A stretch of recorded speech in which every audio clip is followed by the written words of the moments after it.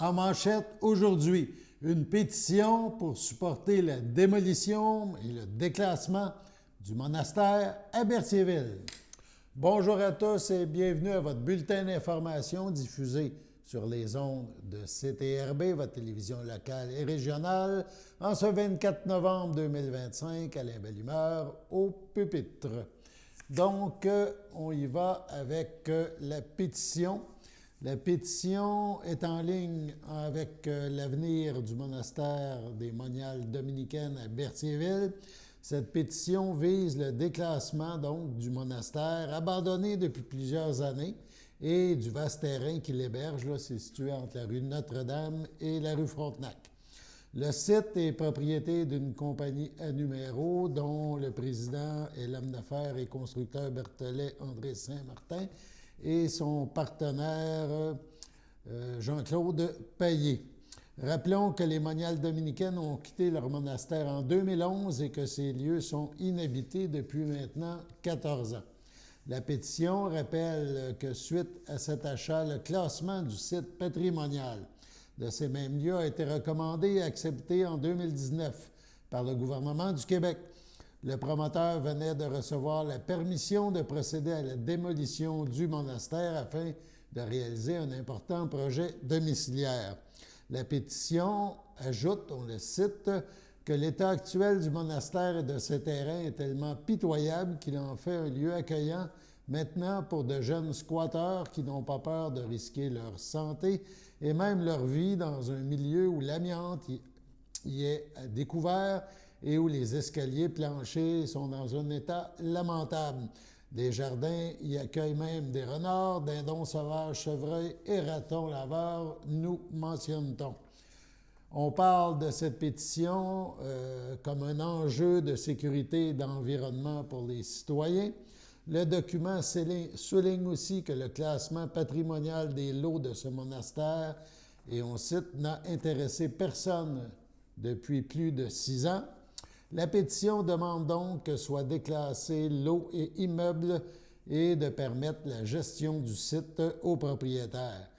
On cite la pétition, les millions dépensés en avocats, frais et autres seraient bien plus utiles à nos écoles, arénas, routes, etc., peut-on donc lire dans la pétition.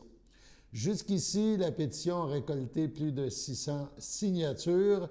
Elle sera acheminée au gouvernement du Québec sur les réseaux sociaux.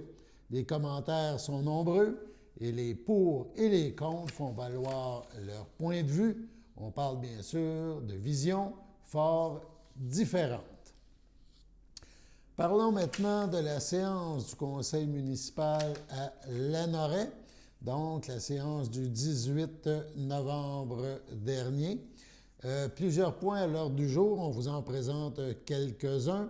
Il a été question, entre autres, du développement d'un projet de 20 logements à Lanoraie. On écoute. 11.1. Approbation d'un projet particulier de construction, modification ou occupation d'un immeuble, le lot 5 515 390 rue François-la-Liberté, ce qu'on appelle le fameux PPC-moi. Considérant que le projet particulier, le PPC-moi, portant le numéro 2024-5063, vise à construire un bâtiment d'habitation de 20 unités de logement à loyer abordable et médian sur 2 étages et dont les loyers sont assujettis aux normes de la Société d'habitation du Québec sur le lot 5 515 390 du cadastre du Québec, ayant fond sur la rue François-la-Liberté, lequel est situé dans la zone R1-10. Considérant que le projet est assujetti au règlement sur les projets particuliers de construction, de modification ou d'occupation d'un immeuble, numéro 1086-2023, considérant que cette nouvelle offre de logement faciliterait l'accès à des logements abordables pour les citoyens de Lanoraie, considérant que le projet est un projet structurant pour la collectivité lanoroise et qu'il est conforme aux objectifs du plan d'urbanisme, considérant que seuls les éléments suivants sont dérogatoires à la réglementation du zonage et qu'ils sont sujets à l'approbation référendaire par les personnes habiles à voter en vertu de l'article 113 de la Loi sur l'aménagement et l'urbanisme.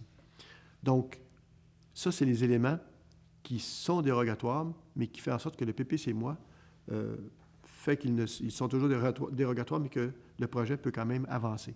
Donc, ce qui est dérogatoire actuellement, c'est autorisation, l'usage habitation multifamiliale 20 logements. Autoriser l'entrée sur une façade autre que la façade avant ou localisée dans une cour autre que la cour avant. Autoriser une toiture ayant une pente de moins de 6,12 sur plus de 80 de la superficie bâtiment. Autoriser des galeries et des balcons de 1,8 m de saillie. Autoriser la mise en place de conteneurs à déchets en cour avant. Autoriser un total de 30 cases de stationnement au lieu de 42 cases de stationnement requises. Considérant que les zones contiguës à la zone concernée R1-10 sont les zones A2, C1-15, C1-17, C2-2, C2-6, P2-4, R1-9, R1-11, R2-16, R2-39, R4-2 et R5-1, considérant qu'à l'exception des dispositions réglementaires visées par le PPC-MOI, le projet est conforme aux autres dispositions des règlements d'urbanisme, considérant que le projet de PPC-MOI est conforme aux critères d'évaluation indiqués aux articles 34 à 39 du règlement 1086-2023, considérant que les recommandations du comité consultatif d'urbanisme au conseil municipal réunion tenue le 22 juillet 2025, considérant qu'une consultation publique a été tenue le 27 août 2025 relativement à ce projet, considérant que le projet a été approuvé par les personnes habiles à voter, en conséquence, proposé, appuyé et résolu d'adopter, conformément au règlement sur les projets particuliers de construction, de modification ou d'occupation d'un immeuble PPC-MOI, numéro 1086-2023, la présente résolution finale ayant pour effet d'accepter la demande de projet particulier de construction, de modification ou d'occupation d'un immeuble portant le numéro 2024-5063 pour autoriser la construction d'un bâtiment d'habitation de 20 unités de logement à loyer abordable et médian sur le lot 5 515 390 du cadastre du Québec, ayant front sur la rue François-Laliberté, lequel est situé dans la zone R1-10 aux conditions suivantes. Qu'un minimum de 5 unités à loyer abordable et 15 unités à loyer médian soient inclus et maintenus à même le total des 20 prévus. Qu'une garantie financière équivalente à 5 000 soit exigée afin d'assurer la réalisation complète des travaux dans le respect des plans et conditions approuvés, lequel est remboursable à la fin des travaux. Que les plans d'architecture soient modifiés de façon que l'élévation au nord du bâtiment principal présente les mêmes caractéristiques architecturales que l'élévation sud, donc ajout de fenêtres et d'un avant-toit au premier étage, qu'un écran paysager soit ajouté entre la limite de l'eau au sud et l'emplacement prévu pour les matières résiduelles afin d'atténuer l'impact sur les résidences à proximité, qu'un minimum de 23 arbres soit inclus au plan pour compenser la perte du couvert forestier, que toute autre disposition réglementaire non incompatible avec la présente autorisation s'applique. Voilà. Je veux peut-être revenir sur le déroulement. Comme je disais tantôt, le 27 août, il y a eu une rencontre publique. Les gens ont pu, ici même, prendre connaissance du projet dans son intégralité, si je peux dire ça comme ça. Suite à ça, il y avait une procédure qui a été mise en place. C'est ce qu'on appelle un avis de publication. Il y a d'ailleurs sur place un panneau, il est encore là, je pense, malgré la tempête, il est probablement toujours là. Et lorsque ce premier avis de publication-là a été émis, il y a eu, dans l'avis de publication, une erreur. Il y a une zone qui a été ajoutée, elle n'aurait pas dû se retrouver là. Et du fait de cette zone-là, il y a des gens qui ont signé un document pour pouvoir demander la tenue d'un registre. Le nombre, c'était à peu près une douzaine de personnes, mais il y avait des gens qui n'étaient pas habiles à voter, donc 12, il tombait à 9, donc ou à 10. Là. Bref, il n'y avait pas suffisamment de monde pour que le registre puisse être demandé. Par contre, vu qu'on a mis une zone dans l'avis de publication qui n'aurait pas dû s'y retrouver, il y avait vice de procédure. On a dû recommencer. Donc, on a fait à nouveau un deuxième avis de publication. Et honnêtement, on s'était engagé, nous, au-delà de la procédure à laquelle nous sommes tenus de la procédure que nous sommes tenus de suivre, on avait rajouté un élément qui disait, mais il n'était pas dans la procédure, mais on a dit on va le rajouter. Et cet élément-là, vous allez voir pourquoi je vous dis ça, cet élément-là, c'était qu'on en fasse une publication en même temps sur la page Facebook de la municipalité. Ça, c'est au deuxième essai. Malheureusement, ça ne s'est pas produit. On n'a pas mis l'avis de publication sur la page Facebook de la municipalité. Mais la procédure, l'obligation de suivre les règles de la procédure, elle est intacte et elle est correcte. Et malgré le fait qu'on n'a pas mis l'avis de publication sur la page Facebook de la municipalité, et malgré le fait que c'était un dossier qui était très médiatisé, on en a parlé beaucoup le 27 août, on a parlé lors du premier avis de publication, il n'y a personne qui s'est manifesté. On avait pris un engagement ici de dire on va le mettre sur la page Facebook. Cet engagement-là, il n'a pas été respecté, on en est conscient. Par ailleurs, pour tout ce que je viens de vous dire, la médiatisation du dossier, le fait que la deuxième avis de publication, qu'on a respecté toutes les règles, il n'y a personne qui s'est manifesté. Le conseil en a discuté longuement, je vous dirais. On y a réfléchi, ça fait un bout qu'on y réfléchit, ça fait au moins 2 semaines, en tout cas, qu'on y réfléchit. Et on s'est dit, on va de l'avant. Donc, la procédure a été respectée. Il y a une chose, il y a plusieurs trucs qu'on a appris dans ce dossier-là, en tout cas, à tout le moins, c'est qu'on va changer à l'avenir la procédure. On va changer la procédure, on va soumettre aux membres du conseil une nouvelle procédure pour se coller à la réalité qui est celle d'aujourd'hui. Au début des années 2000, un avis de publication, et c'est encore le cas aujourd'hui, il fallait le mettre sur le parvis de l'Église. Il y a un boîtier, là, puis il faut mettre ça là. On peut continuer à le faire, mais il faut aussi s'adapter aux nouvelles réalités des communications aujourd'hui. La page Facebook de la municipalité, c'est quelque chose qui est très suivi et c'est souvent partagé dans tous les autres groupes. On est chanceux à l'honorer, on a 4 ou 5 groupes assez populaires, donc, et les gens le partagent. Alors voilà, je voulais faire cette mise au point-là. Ce n'est pas de gaieté de cœur aujourd'hui qu'on vous dit qu'on ne refera pas une troisième. On ne refera pas un troisième avis de publication pour les raisons que je viens de vous donner.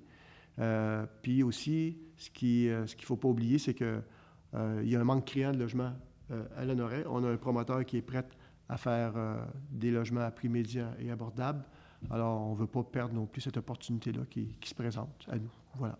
C'est un peu un mea culpa de notre part, mais on a appris qu'on va corriger la procédure, on va la mettre beaucoup plus transparente, beaucoup plus accessible avec tous les moyens de communication dont on dispose actuellement. Voilà. Ça fait le tour. Je ne sais pas s'il y a des gens qui ont des questions. Peut-être qu'on aura des questions tantôt sur la page Facebook là, sur laquelle les gens nous suivent. Voilà. Dans la salle... À l'Assomption, l'histoire s'anime, la ville s'éclaire.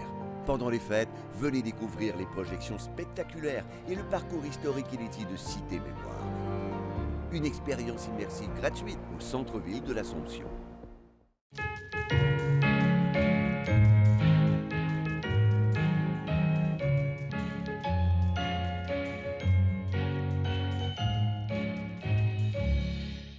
En ce 24 novembre, le grand livre des anniversaires de CTRB compte une page vide, mais peut-être est-ce l'anniversaire d'un de nos téléspectateurs, téléspectatrices.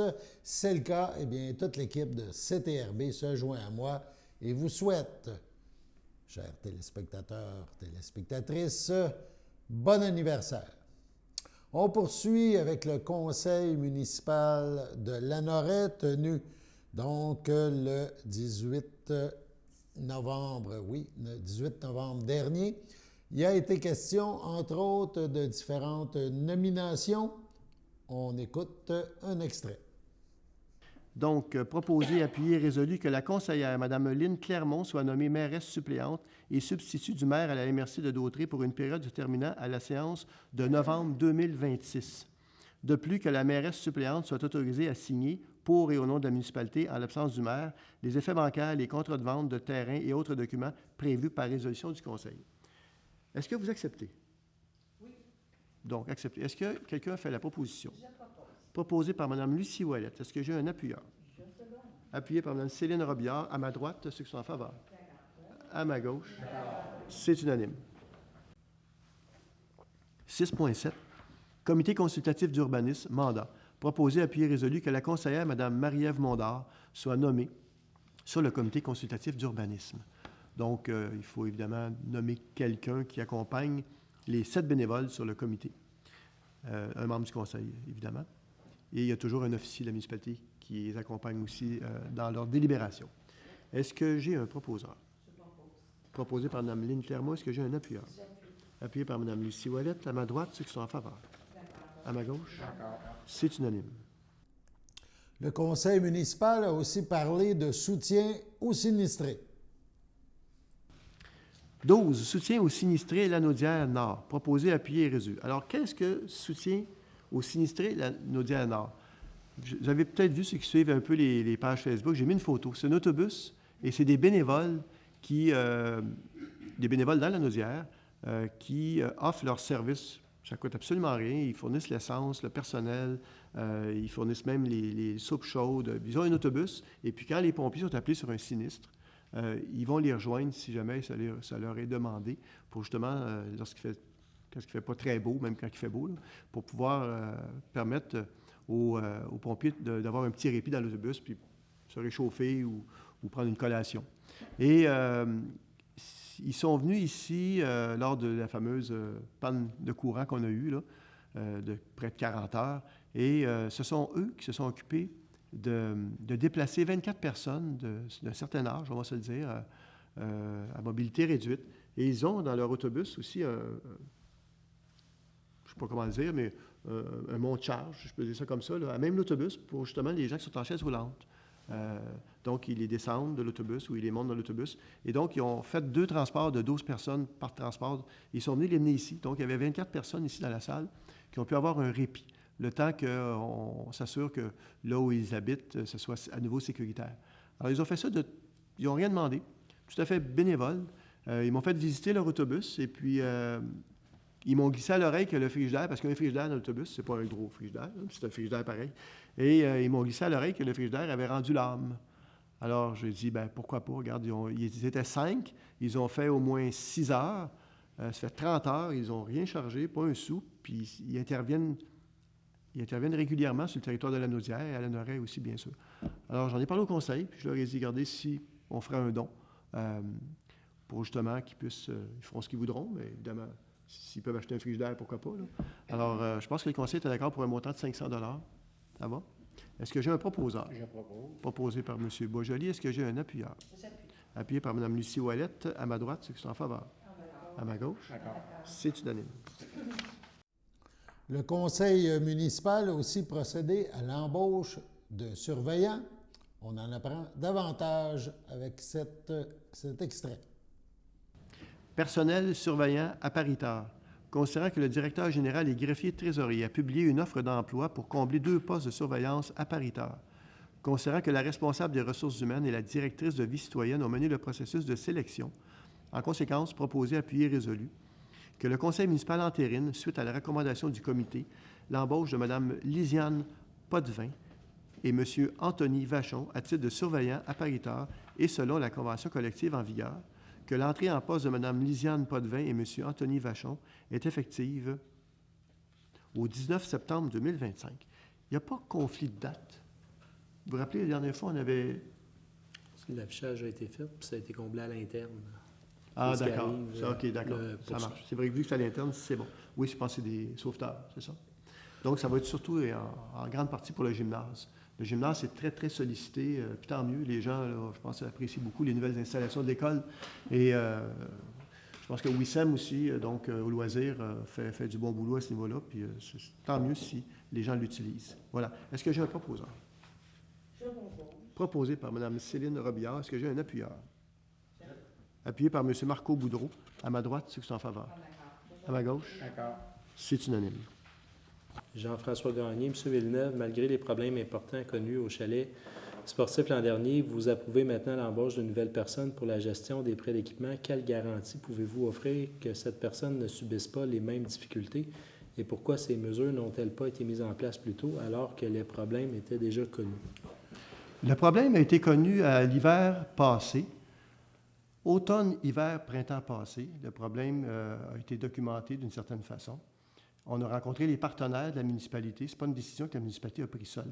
Ce n'est pas les conseils, ce n'est pas le membre du conseil qui a pris cette décision seul, ce n'est pas les employés municipaux non plus. Nos partenaires, pour en nommer qu'un, parce que je n'aimerais pas les autres par confidentialité, la Sûreté du Québec. Et la conclusion à laquelle on est arrivé, c'est qu'on devait fermer le centre sportif parce qu'il y avait de l'intimidation, du harcèlement, voire des menaces qui étaient proférées. Il y avait d'autres trucs que je nommerai même pas parce que, bon... donc, il fallait le fermer pour ces raisons-là. On le fermait, puis en plus, c'est l'été. L'été, ça se passe à l'extérieur. Donc, le centre sportif était ouvert au niveau des salles de bain. Et j'ai jamais vu, moi, cet été, en ce que cet été-là, j'ai jamais vu le centre sportif aussi, pas le centre sportif, mais les plateaux sportifs aussi occupés. C'était fou, là. Le baseball, le skatepark, la pétanque, la patinoire, le tennis, ça a roulé de belle façon. Donc, l'été, ça se passe à l'extérieur. Maintenant, comment s'assurer maintenant que la personne qu'on va embaucher, qui n'est pas encore en train de... qui n'est pas encore en service au centre sportif, c'est qu'on va créer une équipe. On va créer une équipe qui va justement s'assurer que tout ça soit sécuritaire, autant pour le personnel que pour les usagers du centre sportif. Alors là, on est en train justement de monter l'équipe en question. Vous comprendrez qu'on va prendre le temps de le faire correctement. On est occupé un peu depuis la semaine passée avec la tempête dont on parlait tantôt, là, qui est venue compliquer les choses, là. Il y a aussi les jeux d'eau. Les jeux d'eau, évidemment, qui est en construction présentement parce qu'on demande qu'ils soient livrés pour le 12 juin l'année prochaine, donc fonctionnel. Et quand on sait que le gel-dégel dure parfois jusqu'au 20 mai, 15 mai, 20 mai, ça dépend des hivers qu'on a, à ce moment-là, il fallait que l'entrepreneur puisse commencer maintenant. Alors, c'est pour ça que vous voyez que maintenant, le centre sportif, c'est un peu le chaos, là. Mais pas le chaos, c'est un chaos organisé quand même, là, avec des clôtures protégées, etc., puis il y a eu des tranchées de fait pour passer les tuyaux, etc. Donc, quand on va vraiment ouvrir le centre sportif, je peux vous assurer que l'équipe qui va être sur place, parce qu'on a tiré des leçons. On a tiré des leçons de l'année passée. Une personne seule au centre sportif, c'est pas une bonne idée. Ça, en partant, c'est pas une bonne idée. Il faut qu'il soit au moins 2. Et ça prend des gens qui ont une certaine formation, une certaine expérience pour pouvoir... Puis on n'est pas en train de vouloir dire qu'on veut faire une forteresse, là. C'est pas ça l'idée, là. Mais on veut s'assurer qu'on a les bonnes personnes. Puis les employés qui ont été là durant ce temps-là ont fait du bon boulot. Ça, on ne peut pas. Mais on a compris aussi qu'il fallait peut-être les outiller davantage pour justement s'assurer que les problèmes qu'ils ont vécus l'année passée, puis peut-être l'année d'avant, ne se reproduisent pas, puis qu'ils aient les bons outils pour pouvoir faire leur travail. Alors, on a tiré des leçons de ça, et je vous rassure, M. Gagné, qu'on va avoir une équipe qui va être en place, et on va se coller aussi aux heures des jeunes et des moins jeunes pour le centre sportif. Vous savez que l'hiver passé, on fermait sur l'heure du midi. On ne fermera plus sur l'heure du midi. Il y a grand-papa, grand-maman qui arrivent avec les petits-enfants à 11h30, puis on nous dit on ferme le centre à midi parce qu'on n'a pas de personnel pour... La personne doit aller dîner. On ferme le centre à midi. C'est pas une bonne idée. Moi-même, je suis allé faire du bénévolat pour s'assurer de le laisser ouvert. Tu sais, il fait moins 20 dehors, là. On ne ferme pas. Donc, tout ça, on a tiré des leçons et puis on va faire mieux, beaucoup mieux.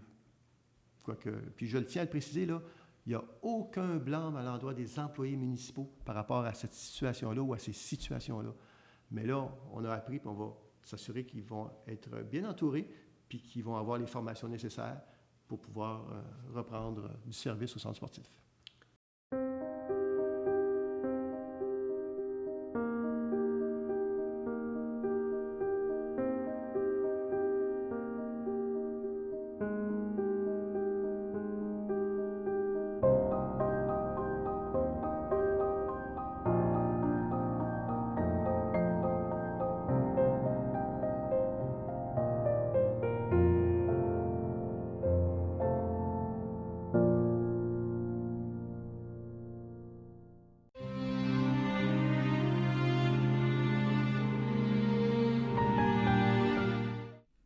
À son domicile, le 27 octobre dernier, à 57 ans, est décédé M. Sylvain Coderre, fils de feu Ivanhoe Coderre, de feu Alice Laflamme, demeurant à Waterloo.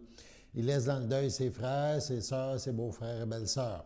Jean Coderre, Nathalie Lausier, Laurent Coderre, Manon Forêt, Roger Coderre, Corinne Leblanc, Yves Coderre, Janica Breton, Martine Boulanger, Maurice Coderre, Manon Ferland, Louise Coderre, Jean-Pierre Desjardins, son demi-frère Dominique Coderre-Larreau, Céline Argentini, son demi-frère Jacques Coderre-Larreau, Sophie Paquette et son demi-frère Pascal Larreau-Coderre, Geneviève Raymond, ainsi que plusieurs neveux, nièces, autres parents et amis. La famille vous accueillera samedi 29 novembre, 11h, en l'église de Saint-Norbert. Suivra un hommage à 13h. Au CHDL de Saint-Charles-Borromée, le 8 novembre, à 80 ans, est décédée Mme Lorraine Péloquin, épouse de Philippe Hainaut, demeurant à Berthierville. Elle laisse dans le deuil, outre son époux, ses fils, Christian Hainaut, Guylaine Carrière, Martin Hainaut, Annie Durand, ses petits-enfants, Zacharie, Laurence, Noémie, Anthony, Xavier, Marie-Lou, son frère, sa sœur, ses beaux-frères et belles-sœurs, Jean-Robert Péloquin, Jacinthe Péloquin, Pierre Saint-Onge, Claude Hainaut, Claire de Grandpré, Monique Hainaut, Louisette Hainaut, Yvan Barrette, Maurice Hainaut, Yvette Coutu, Luc Hainaut, Nicole Coutu, Diane Hainaut, Hélène de Grandpré, feu Réal Hainaut, Thérèse de Grandpré, feu Gaétan Hainaut, Francine Rousseau, feu Yvon Hainaut, ainsi que plusieurs neveux, nièces, autres parents et amis. La famille vous accueillera vendredi 5 décembre de 19 à 21 heures au complexe funéraire Thériault, rue Notre-Dame à Berthierville, et samedi 6 décembre dès 11 heures. Suivra une liturgie à la chapelle du complexe à 14h30. Après avoir lutté de tout son cœur, le 18 novembre, entouré des siens, à l'aube de ses 63 ans, est décédé M. Raymond Hyperciel, conjoint de Myriam Tifo, demeurant à Saint-Ignace de Loyola. Il laisse dans le deuil, outre sa conjointe, ses enfants. Émile Hyperciel, Sabrina Iannone, Renaud Hyperciel, Sandra Guérard, Chloé Hyperciel, Jimmy Mondard. Son frère Denis Hyperciel, Nathalie Simard, ses beaux-frères et belles-sœurs de la famille Tifo, Jacqueline, Louise, Monique, Lucie, Claire, Michel, Jacinthe, Jocelyne, Daniel, Sylvie, Maryse, Sylvain, Marie-André, Nathalie et Jean-Charles, ainsi que leurs conjointes respectifs, ainsi que plusieurs neveux, nièces, autres parents et amis. Il nous a laissé la douceur de ces derniers. Au revoir. La famille vous accueillera dimanche 7 décembre dès 11 heures au complexe funéraire Thériault, rue Notre-Dame à Berthierville. Un hommage à sa vie aura lieu le même jour à 15 heures en la chapelle du complexe. Au CHSLD Piémont à Saint-Jean-de-Mata, le 19 novembre, à 75 ans et 3 mois, est décédé M. Ghislain Bellé, fils de feu Valère Bellé, de feu Yvette Rondeau, demeurant à l'Île-du-Pas. Il laisse dans le deuil son fils Christian, son petit-fils Raphaël, ses sœurs, frères, beaux-frères et belles-sœurs, Louisette Gérard Joinville, Francine Marcel Jasmin, Léopold Monique Chaput, Martine Michel Lessard, Mario Bellé, Martial Bellé, Étienne Bellé, Micheline Lafrenière, Jérôme Bellé, Chantal Lacourcière, ainsi que plusieurs neveux, nièces, autres parents et amis. La famille vous accueillera samedi 13 décembre dès 11 heures au complexe funéraire F. Thériault, 741 Notre-Dame à Berthierville. Suivra une liturgie à la chapelle du complexe à 14h30. Sur ce, passons à la météo.